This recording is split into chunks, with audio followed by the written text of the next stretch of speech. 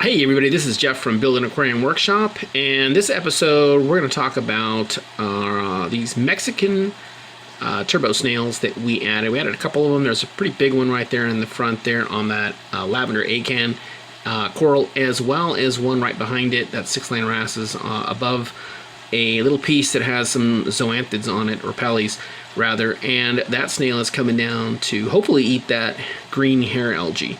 We added this is our 40-gallon cube, and we added a rock here that had some green hair algae, a couple pieces, and it looks like these snails are going to work very, very well. We tried a couple of other snails. There's a margarita snail in here. There's even a couple of red-legged reef crabs, as well as another type of snail that just didn't do the job. So the local pet store said, hey, try these Mexican turbo snails. I don't think I've had them before, so this is first for me, so that's why I'm kind of reporting it to you guys. And you can see this snail right here in front of us. Unfortunately, only the blue lights are on, but on the other aquarium, there's still some white light.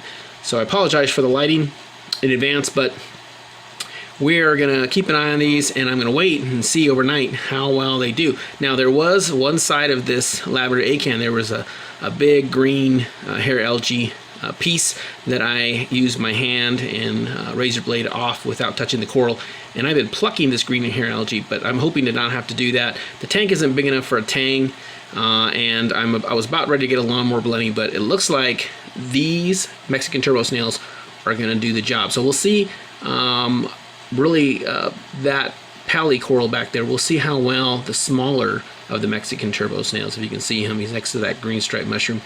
We'll see how well, because it looks like the bottom of it was cleaned by the big Mexican turbo, because the whole piece had green hair algae, as does this other piece over here, right here. This, you can't really see it again, but it's this pixie dust coral, has a whole bunch of green hair algae on it. And that's the two big main problem areas that we are trying to take care of today. So it looks like good news. Looks like he's all over that lavender acan plug, and it looks like he's eating any algae that's on there. So hopefully by tomorrow we'll be able to look at that other coral, the pally coral behind this neon green neon green candy cane, and hopefully that Mexican turbo you see is moving very slowly towards it.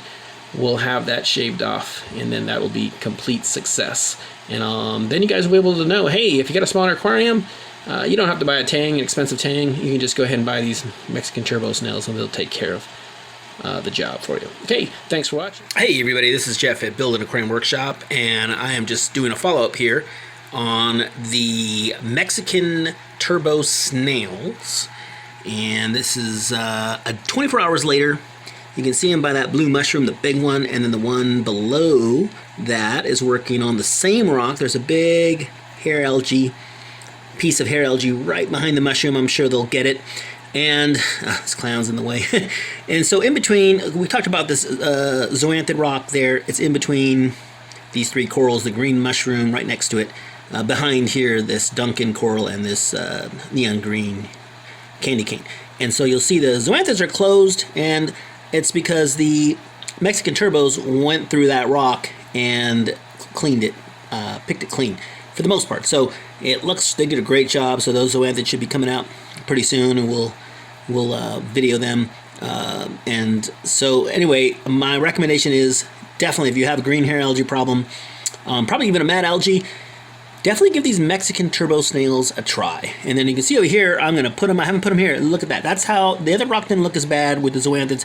These pixie dust pallies, they really, really need a trim. That hair algae is bad. So we're gonna get these, we'll probably physically take one of these turbo snails, maybe the big one. And they seem to be really active at night. I'll take them, and I'm gonna go ahead and put them over here, and they should shave that down. Hopefully they're not too full tonight, and they'll have room left over to eat that, and then we should be pretty much hair algae free.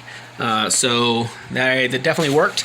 So I want to recommend these guys, these little Mexican turbo snails, if you do have a hair algae problem. Okay, so there's the tip. If you like the video, hit a like, and if you want to see more of these videos, please subscribe.